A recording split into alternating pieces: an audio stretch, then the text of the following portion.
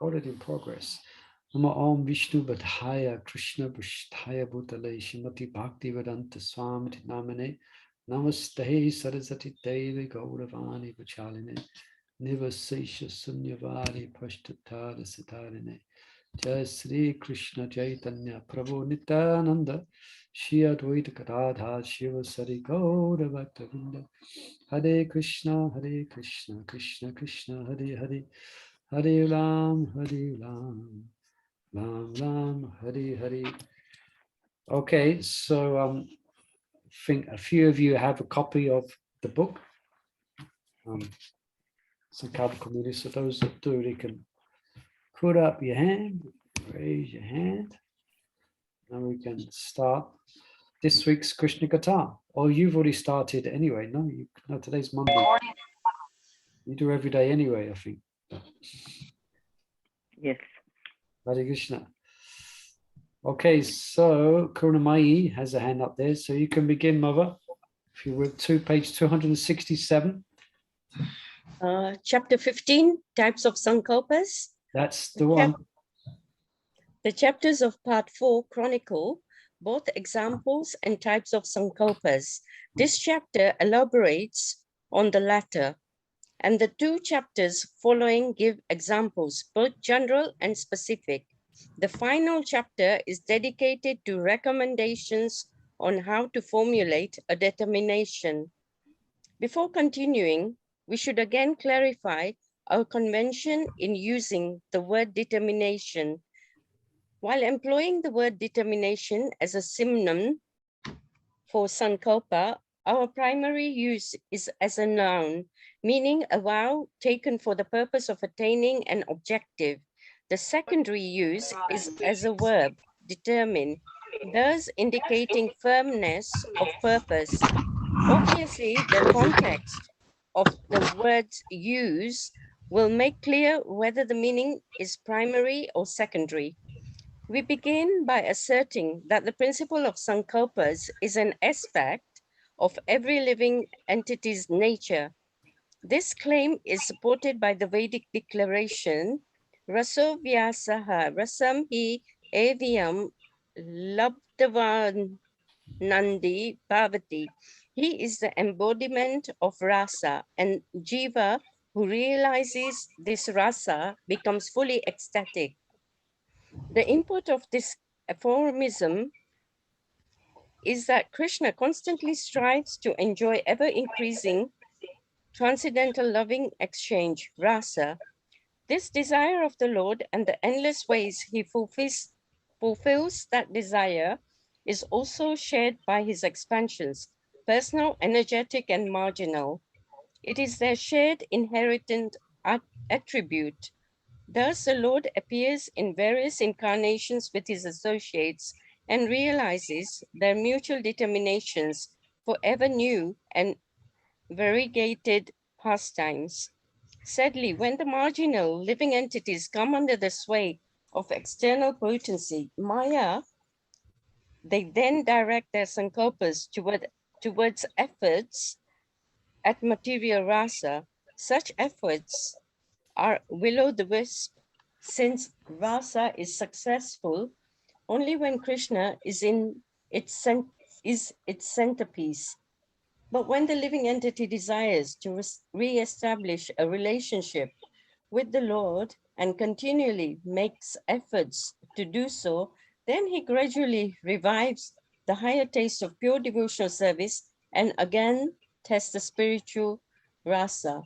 Of a particular interest to this book are sankalpas made by the practicing devotee, both for spiritual advancement and for perfection. The overarching principle defining a sadhaka's efforts in Krishna's own quest for rasa through the medium of loving exchange with confidential associates. Scholar in devotion explains that when a practicing devotee mirrors the devotional activities of a perfect devotee, in time he too becomes perfect, having awakened loving devotion within himself. The principle of a practitioner following an eternally perfect devotee, as well as the all-perfect Lord is beautifully explained to Uddhav in this way. A yogi who has faith in me, absorbing his mind in me and knowing that my purpose is always fulfilled, will always achieve his purpose by the very means he has determined to follow. Krishna's determination. Just pause there. We grasp what's going on here, or what's being explained. Maharaj is describing the intrinsic nature in Krishna is sankalpa or determination. So Krishna's determination is to experience. Frozen Murli Prabhu. Who's frozen? Hare Krishna. Now can you hear me? Yeah, I can hear you. It wasn't frozen for me. It wasn't. We could hear you. Okay, sorry about that. Yeah. So Krishna is characterized by determination. Obviously, he's not just an impersonal. He is personal, and that's characterized by determination. And that determination is to experience rasa, which means love. So we also intrinsically desire. So desire, in one sense, is the subject of this book. It means it's a sankalpa, like you desire something. But Marge is pointing out the simple fact is that we desire Maya. Yeah. So we direct our determinations or as sankalpa towards material rasa. And that's just the subject for those who study their Bhakti Sastri. This is described in Nectar of Devotion. Yeah. The rasa, we're trying to enjoy that which is chapala, which is temporary in this material world. And as Marge mentions, will-o'-the-wisp. Everyone knows what will-o'-the-wisp is? I don't. Well, it's a cartoon character. No, will-o'-the-wisp means it actually has no substance. It's like a flower in the sky. Yeah, it has no substance. There is nothing there actually. So will-o'-the-wisp. So that's ultimately the material rasa. It's like you put your hand in water and you come out with sand, because our original rasa is, as we know, in relationship with Krishna. Yeah. So Marge is going, he's just homing on this point, just to bring up this point of that sankalpa before he gives examples, is an intrinsic aspect of the soul to make different determinations. And he will explain now, he will explain what those determinations are in regard to every stage of devotion. You know, we have these 9 stages from Shraddha to Prema. Explain what those different determinations are, how and what mistakes one may make also as a sadhaka in having wrong determinations. And he wants to give example of how failures, having wrong determinations, eventually lead to success. Yeah, often failure is the pillar of success. So like that. So that's where we're going. How many readers we've got here? Any questions on that, or anything needs to be clarified? Otherwise, perhaps you can just read. You can continue reading Madhu Kurunamai just to. I'll just go over to just continue reading 268, and you can stop halfway down there. Then we're calling someone else to read them.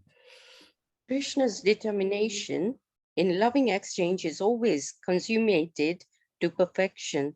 Therefore, a practicing devotee who takes shelter of that loving exchange through bhakti yoga is also assured of the same success. And what is the success of a sadhaka? Attaining bhava bhakti, the blossoming bud of the flower of prema. Upon careful analysis of the meaning of sadhana bhakti, we find very definite criteria for what constitutes an example of sankalpa. In the arena of pure devotion, indeed, it it was the import of this definition that contributed to our inspiration to undertake penning this work. We have already analyzed this definition in order to establish its own integrity, to understand sadhana bhakti and to understand bhav. Now we take another approach and review it from the perspective of Sankalpas. Rupa Goswami's teachings are all-encompassing.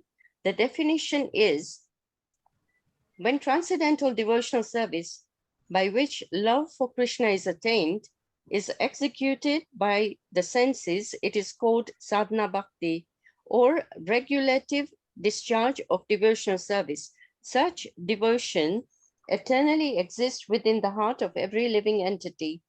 The awakening of this eternal devotion is the potentiality of devotional service in practice. Okay, thank you, Mother.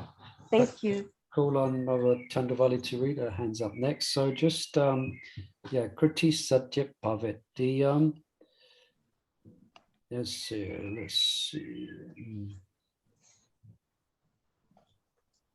By execution of the senses, so by regular discharge, Kriti Satyat Bhavet. That's like determination. Okay, you can read, Mother. Okay.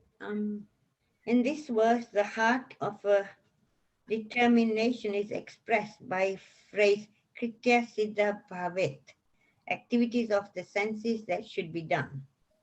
Herein, the vow is the resolve, and the means for realizing it are the activities of the senses.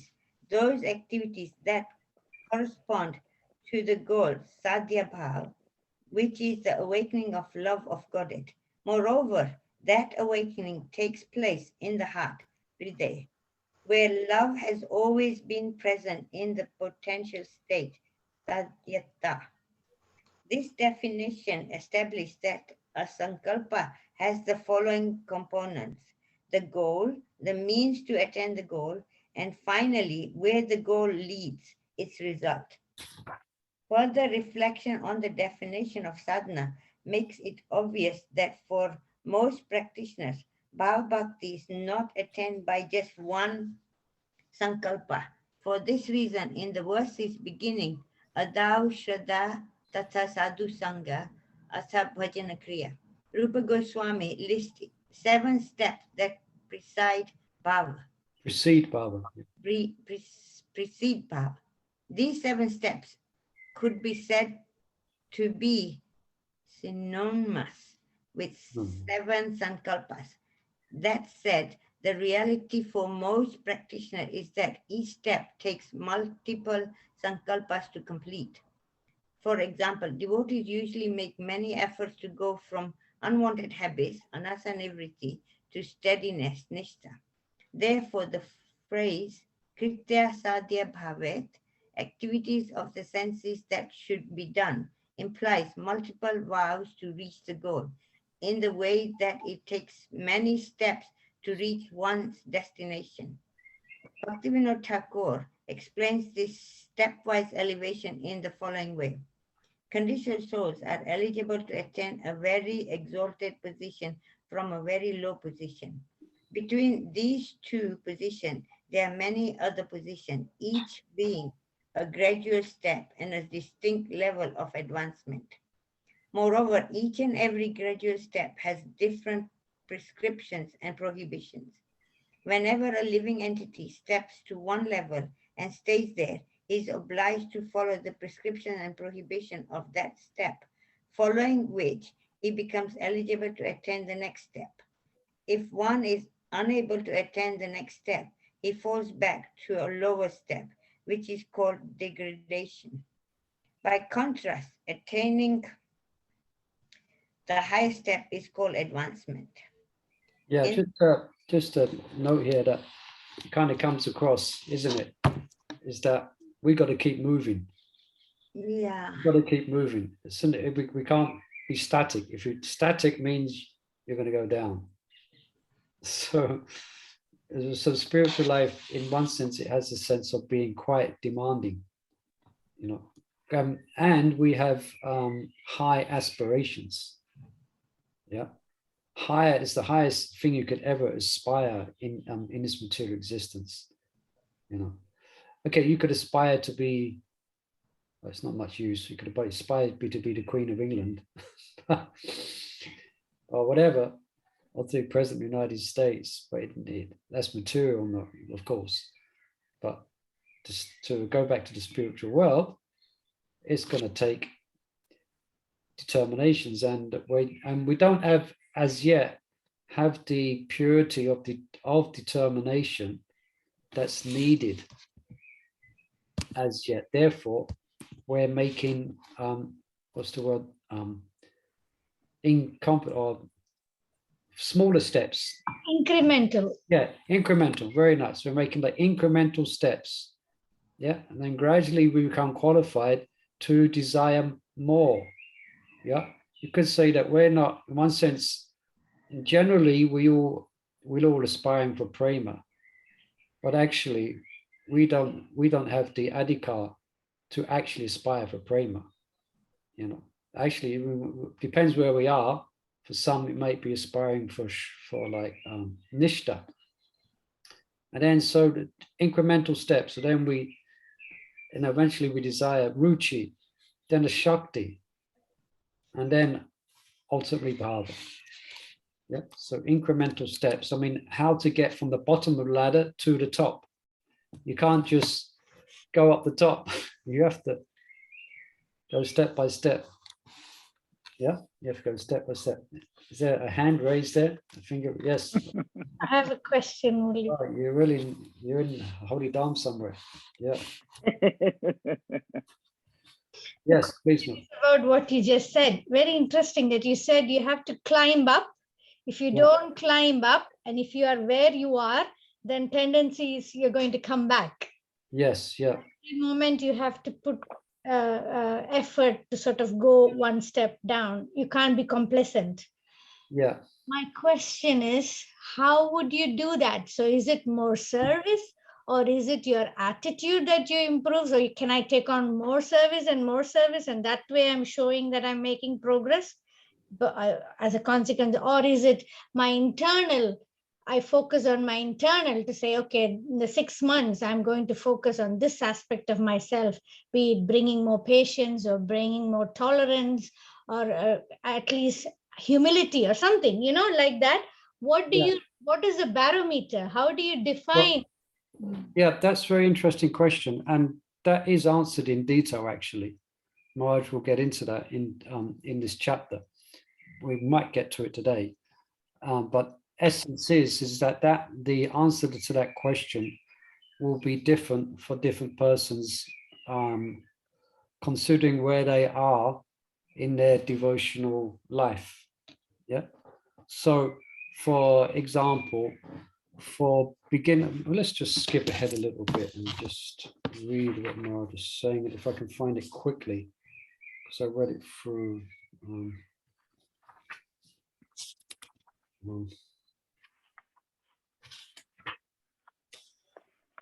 For example, I won't be able to find it now.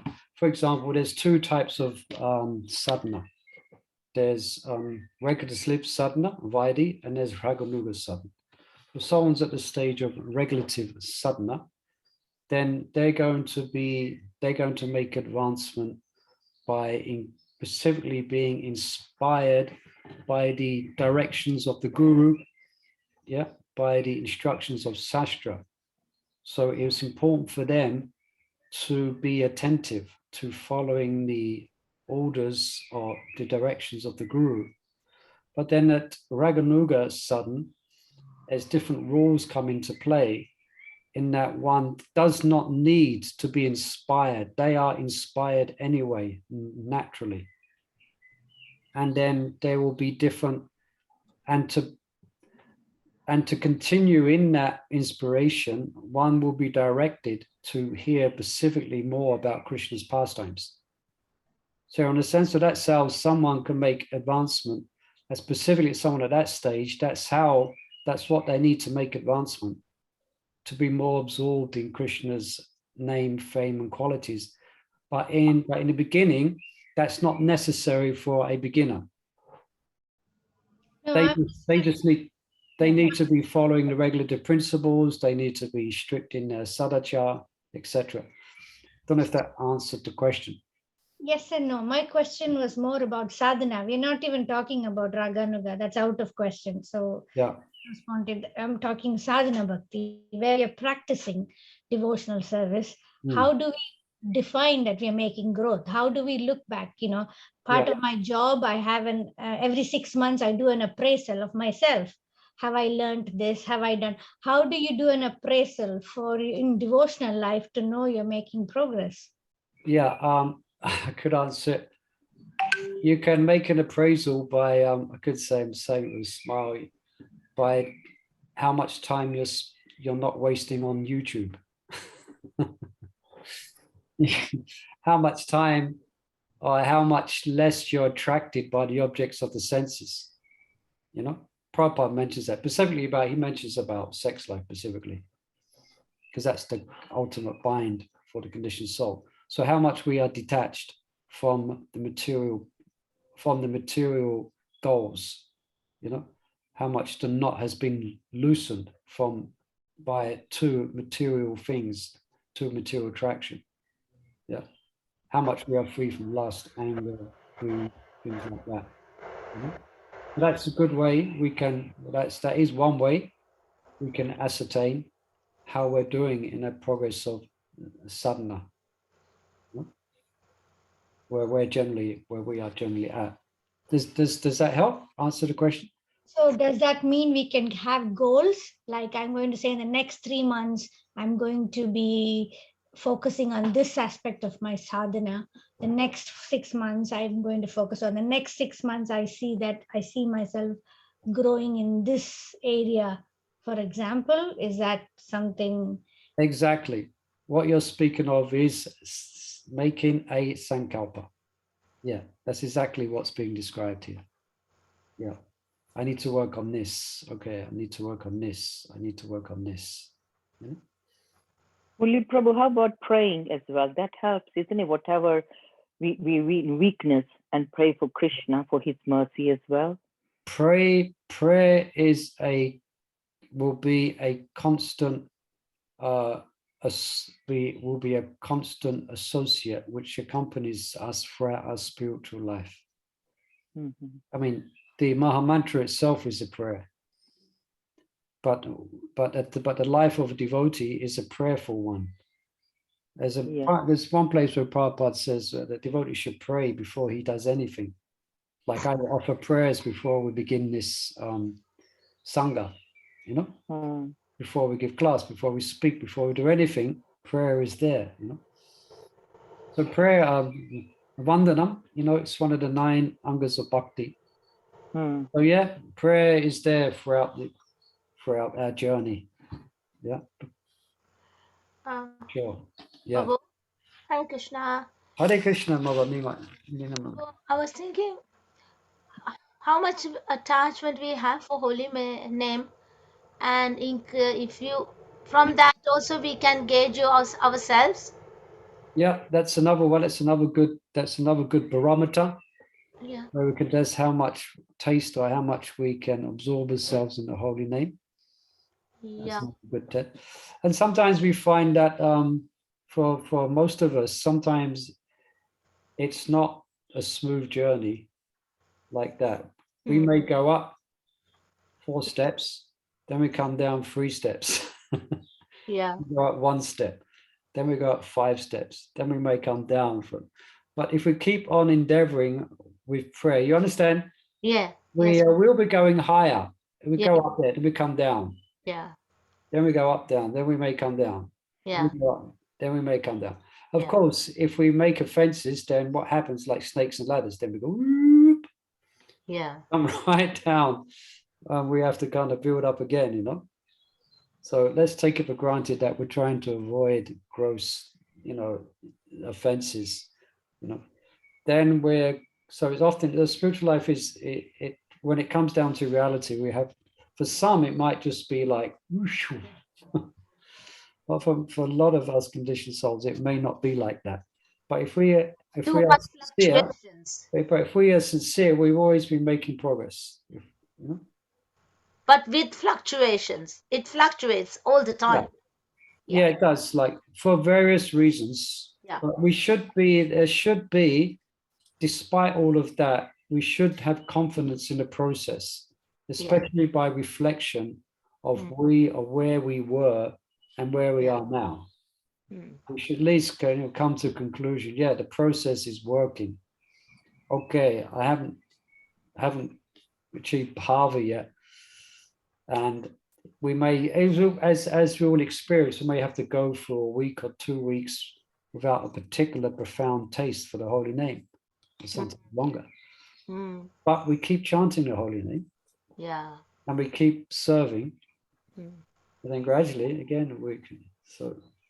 Prabhu, I was thinking with the holy name and attentiveness, how much attentive you can be when you are chanting, I think that also can gauge it.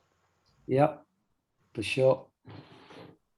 Yeah, how much attraction, how much attention. Of course, we can be just determined to pay attention. That much, that we can do.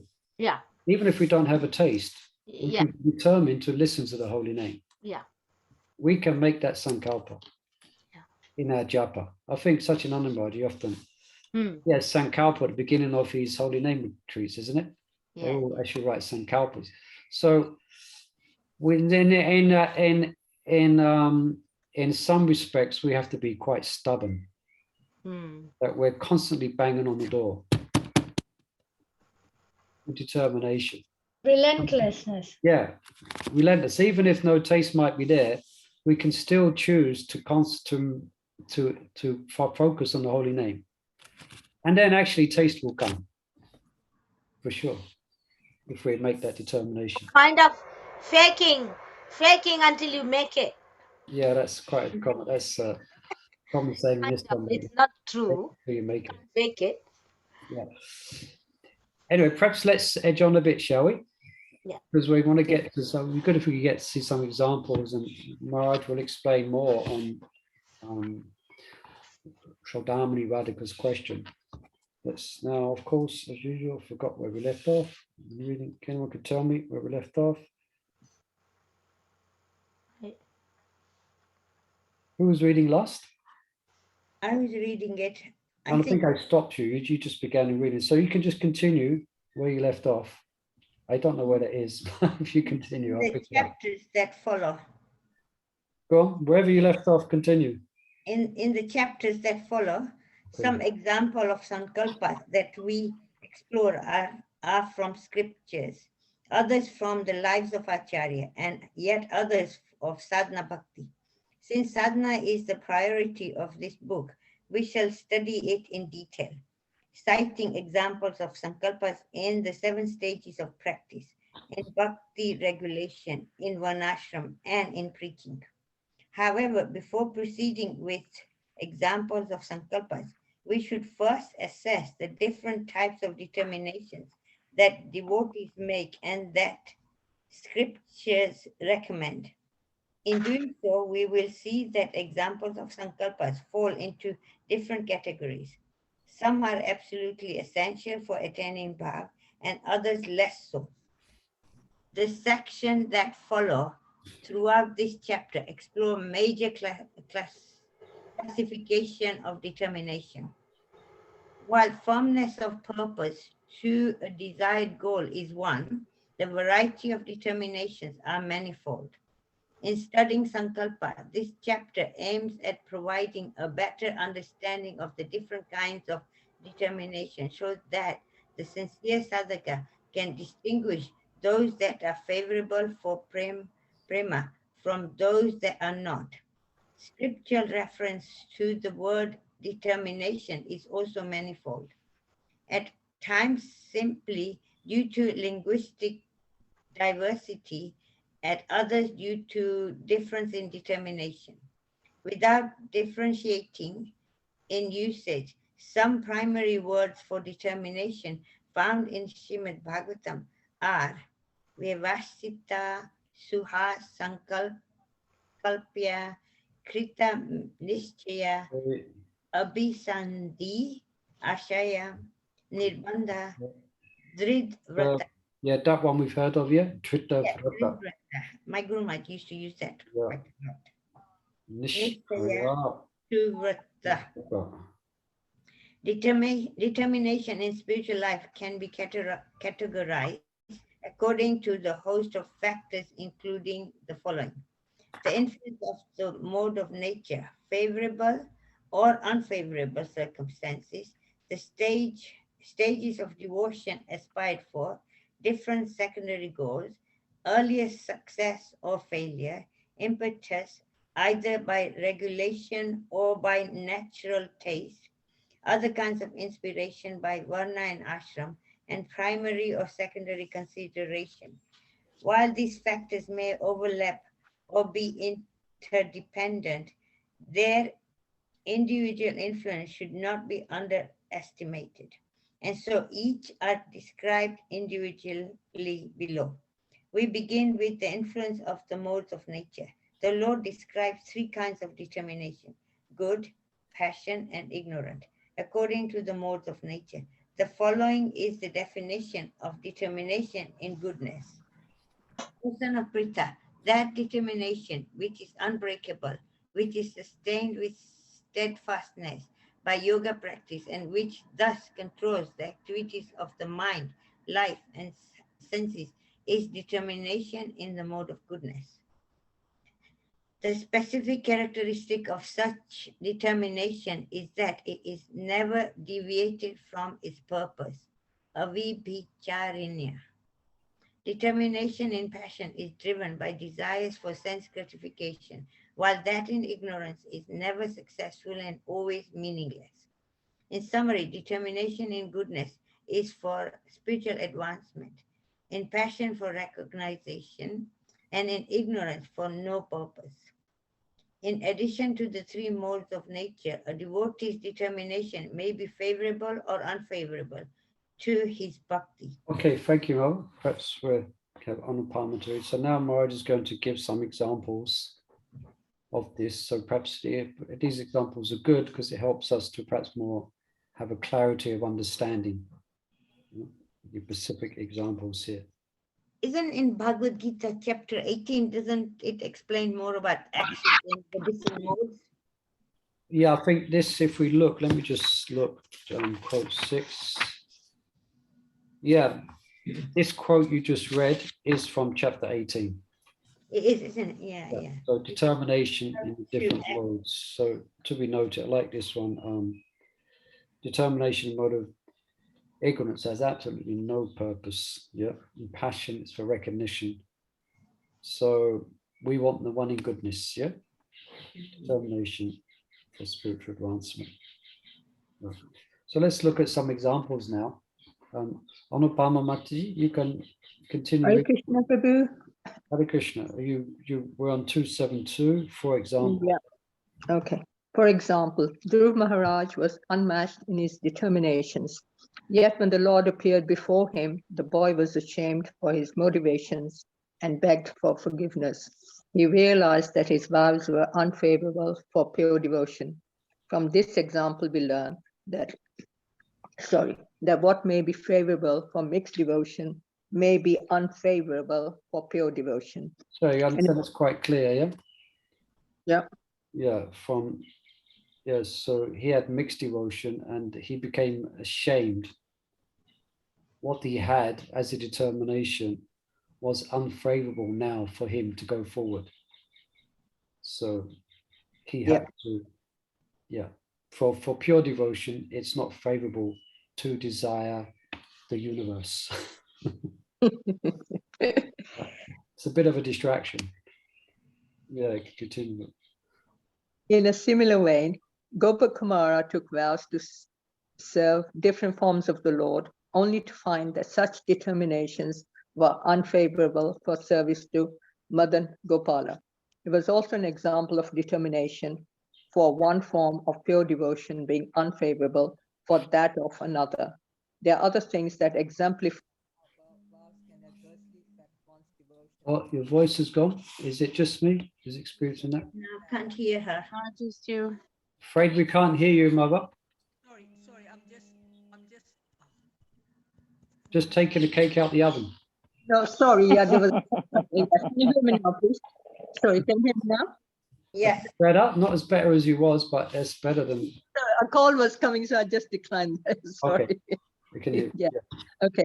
There are other things that exemplify how vows can adversely affect one's devotions, a few of which are mistakenly taking a vow, being inspired by bad association as a consequence of an offense, and ignorance of Bhakti Tattva. These are exemplified below. The Mathura Brahmana joined the Vaishnavas in worshipping Bindu Madhav in Prayag until the deity instructed him to abandon this mistaken sadhana and go to Vraj. Due to bad association, Mukunda Datta thought that the study of impersonal philosophy would enhance his devotion, but Chaitanya Mahaprabhu thought otherwise. By offending the Lord and his devotees, Ramchandra Puri thought stricter rules for renunciation were conducive to devotion, but this was not approved of by his god brothers or by devotees in general. And due to ignorance of devotional science, Vyasa thought his composition of Mahabharata would enhance his and others' devotions, but Narad corrected him and explained that in this age only Sankirtan of Krishna's names, forms, and pastimes would effect such a result. The sage said, "All the great sage, you have very broadly described the four principles beginning with religious performances. You have not described the glories of the Supreme Personality, Vasudeva." Okay, so there's a couple of examples of mistakes, of mistaken determinations, which then at some point had to be adjusted, either dropped, adjusted, or or changed, or no, adjusted or dropped. Yeah. We also sometimes see that due to ignorance of devotional principles, a devotee becomes enamored by excessive deity rituals, worship of Krishna's incarnations, artificially taking sannyas, accepting unnecessary austerities, and adopting excessive diets, to name a few. Such commitments may well hamper a devotee's spiritual life, despite being taken with the opposite intention. Okay, interesting point, isn't it? Okay, sometimes we have all good intention, but actually it's mistaken. Yeah. Very true. Yeah. Having touched upon the vows that are both favorable and unfavorable for bhakti, let us see those sankalpas, characteristic of the various stages of devotion. The stages of devotion, from faith to ecstasy, as well as the divisions in each, require a corresponding and unique commitment. The distinctive impetus to rise from one level of devotion to another is determined by corresponding degrees of faith and knowledge, and at more advanced stages of bhakti, by attachment. Such determinations are both continuous and occasional. In any case, as in climbing a mountain, they required renewed and ever new devotions to progress. These are again another kind of determination. For example, the knowledge of devotional truths that is sufficient for one to progress from unsteady to steady devotion is insufficient to elevate one from steadiness to taste. To make this second step, a devotee will have to commit himself to regular hearing of Krishna's pastimes and qualities, which will not have been essential for him earlier. That's the point I made in answering Sudhamani Radhika's question. That's the example I was giving there. Yeah. Okay, everyone's any questions on this? It's quite good examples, isn't it? Hope it's given some clarity of the different aspects of determinations. Similarly, while for a novice, initiation is not recommended, for a senior practitioner, it is compulsory. Thus, the determination at Shraddha is much different than that at Bhajana Kriya. Yeah, I was just thinking of when I read this just before the class started, my mind immediately went to a friend of mine who I see here at the manor. I'm not going to mention his name, but he's been practicing Krishna consciousness for perhaps, easy 20, 25 years, and he's still not initiated. So I was thinking next time I'm going to see him, I'm going to kind of question him about it and try and push him on because it's compulsory. And this devotee is very sincere, very strict in his practice. But he's not initiated after 25 years. There's somebody in Soho as well. You know, the person in the festival who does the shoes, who always there for all the festivals. He's there for Gaur Aarti regularly. For the last 15, 17 years, I've seen him. He comes all the festivals, he does the shoes. I guess I should know who he is. I've been there for 30 years, but I don't. Who is He's from, I don't know his name, but he's there. Anyway. I have not missed him. All the festival, the shoe arrangement, he always does the shoe arrangement. Oh, I know who he is. Yeah. I guess we don't want to get too much into who personality, but I don't know if he's really a sadhaka as such. I don't know if he's chanting 16 rounds. I think he's just very favorable and he likes being around and helping out. He's not actually what we could say is sadhaka. You know, there are many like that, aren't there? I mean, there was a Mataji yesterday at the program, and she's always in the kitchen cooking. Yeah. Over there, Abhishek, she sits in the front. It's the same thing. Not the But platform. I'm more like focusing on those who are, like Maharaj says here, those are serious practitioners. I think like what you mean is Murli, probably 16 rounds, the way you're talking about your person, you know, the devotee who are very pakka. Yeah. Initiated. That's what you mean, isn't it? Yeah, and he's been following. In orange as well, Prabhu, isn't it, Prabhu? He's in orange. No, he's not. It's a secret I'm speaking about. No, in orange. No, he's not. He's in white and he's married. You know, somebody in orange for a long time like that. Yeah. Okay. So, yeah. I was just thinking, well, if you are seriously practicing, then it seems like it would be an automatic desire to get initiated. And seems like, but desire, sometimes, like, why doesn't it arise in the heart? Yeah. So anyway, I'm going to lovingly question him, and I'm going to prod him. Well, in manner you can now, Murli Prabhu. You've got opportunity. Yeah. Who is going to be in manna always now? Sorry? Are you going to be in manna always? Sorry for this question. No, I'm coming back. When are you coming back? 21st? I'll be back the day after Sutta Sannyas ceremony. Okay. Oh yeah, 26 is, isn't it? Yeah. 26. I'll be there. I'll be getting my Radha Krishna dressing back again. Everyone's got an eye on it. I'm coming back to get it there. I have a determination. I have a Sankalpa. Also, maybe if you're speaking to someone there, because you know everyone there, can we, or maybe there's Soho, a lot of people here. And we need a bus for Snan Yatra from Soho to the manor. Yes. This is a well,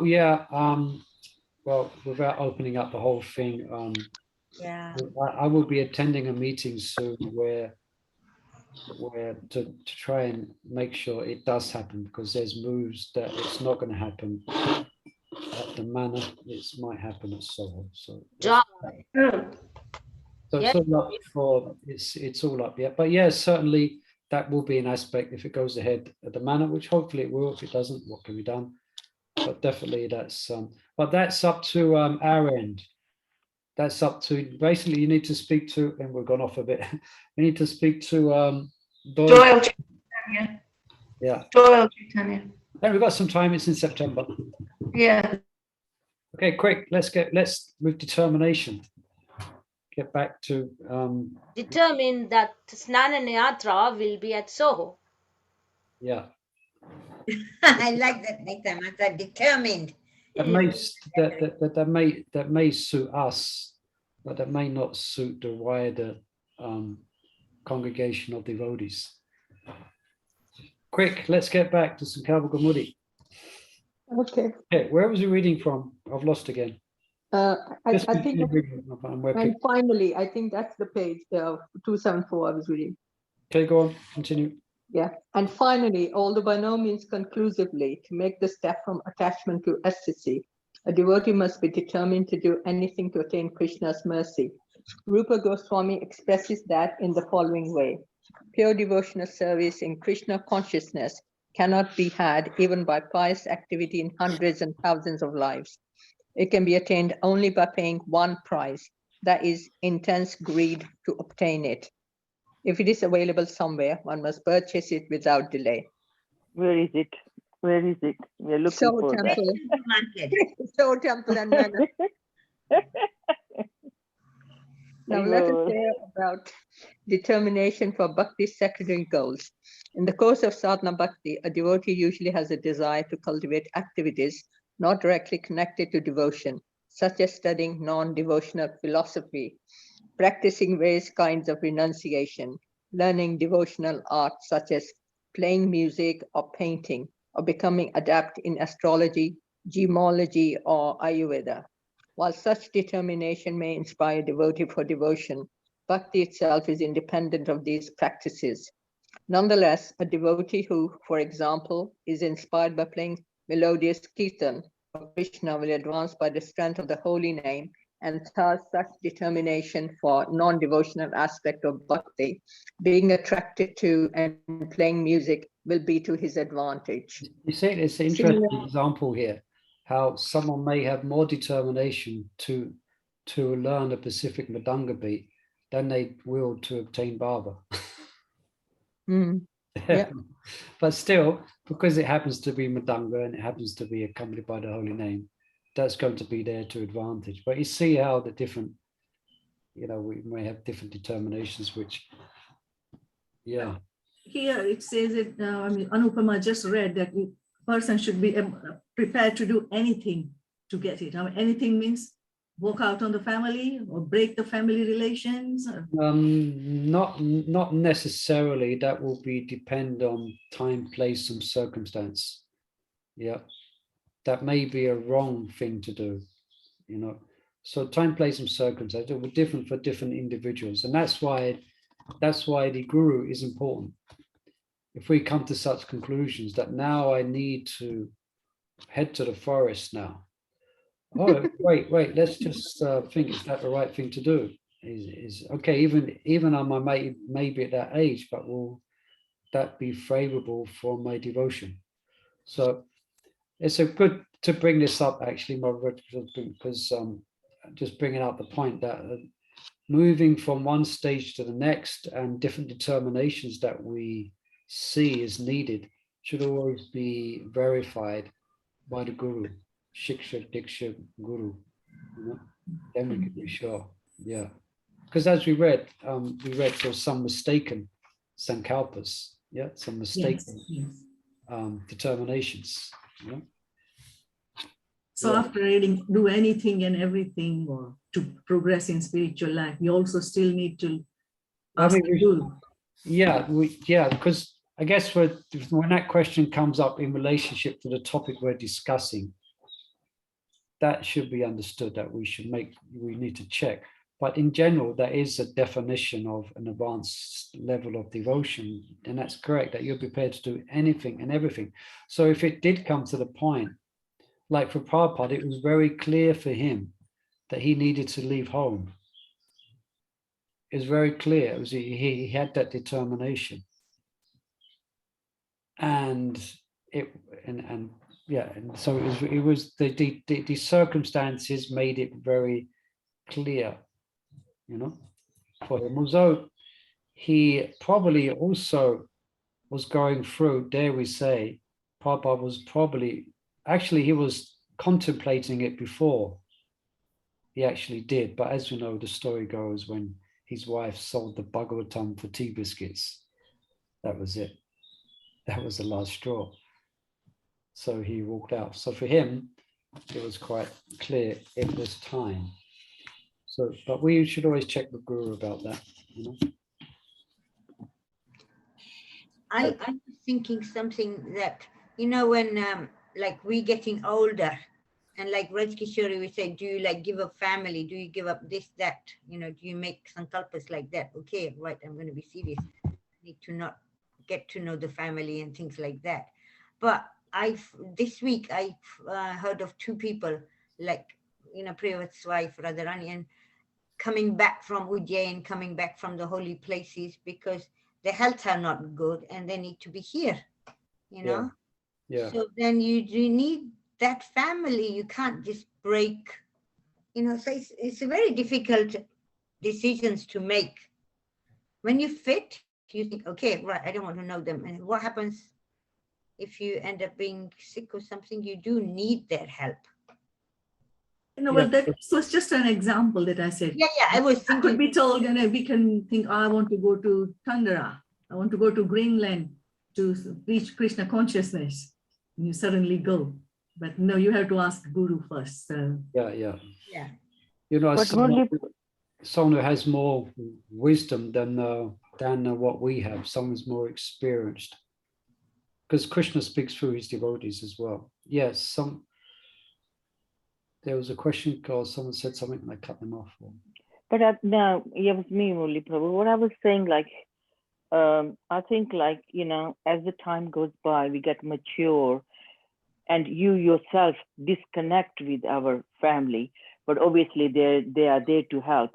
But long term, at the end, when the time is going, when we're leaving our body, Krishna obviously helps us because he knows he's his devotee and he will help us when we're leaving our body, and he does.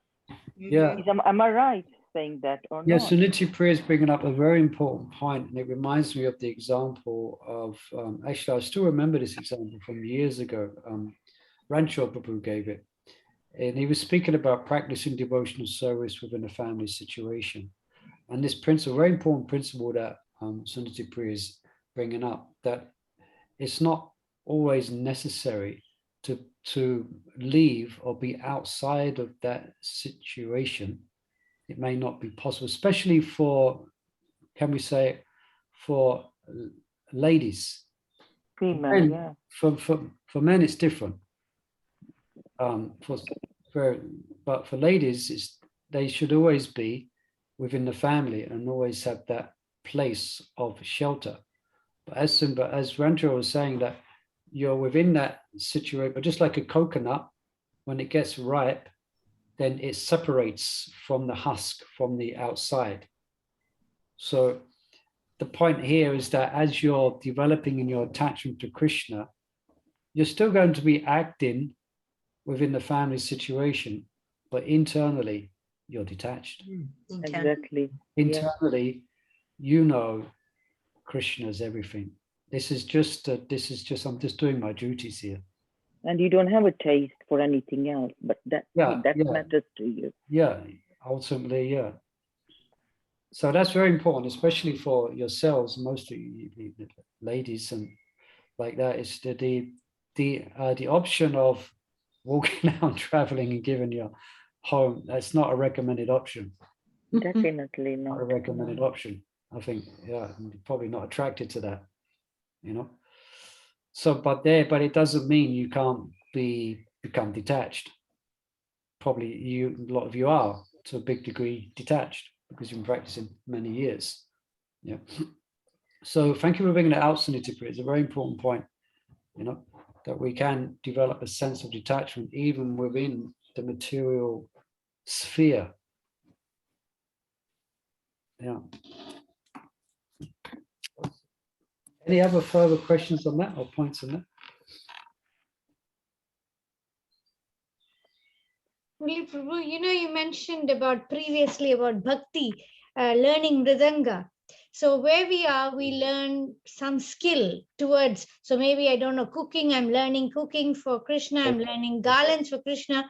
But then you mentioned bhakti is not tangible, but these are tangible. So then you can see that you are doing something.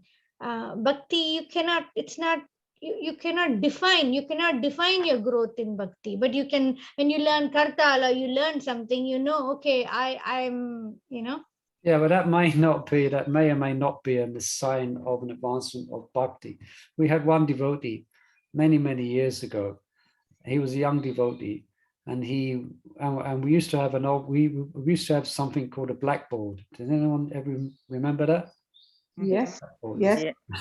Yeah. Yeah. I had to write the verse on the blackboard. We chalk, write the verse we had. And this devotee became very expert at writing the verse. He got it because you have to write it at a certain measurement, so the whole verse fit in. He got and he could tell actually he was convinced that he had made spiritual advancement because he could write the verse on the board. It doesn't necessarily indicate that. Or someone may become an expert madanga player or may make wonderful garlands. It may just be a skill that one has learned. And that skill may be learned because of their karma. But real a sign of advancement is your taste for the holy name, your taste for hearing and chanting. That's, as we think we already said, that's really give a barometer of your devotional advancement.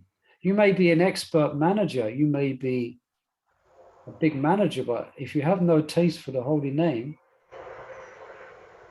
it doesn't necessarily. If you have no taste for the holy name, then it doesn't. Just having that position of a management doesn't necessarily mean you're very. It may do in some circumstances. But really, at the end of the day, it's attachment to the holy name. That's the real sign of advancement. And that will manifest in a natural detachment from, as we mentioned before, the objects of the senses. Yeah. Hare Krishna, Prabhu. I was okay? about the music. I think, yes, I think you've answered really well. You've answered really well, Murli Prabhu. Yeah. Very clear. Yeah. Nimai Mata, yes. Prabhu, sorry, I remembered about Kadambakanda Maharaj, he being a musician, how his attachment grew to the holy name. And he is a musician, but he didn't just be a musician and just doing it, and he got detached from the family.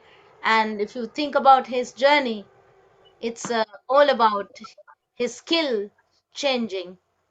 Yeah, good point. As you mentioned here, being attracted to and playing music was to his great advantage because he completely dovetailed that learned skill and that determination happened to be nicely dovetailed with the principal process of hearing and chanting. Yeah, I think Maharaj did it for the 100%, even more than that, Yeah.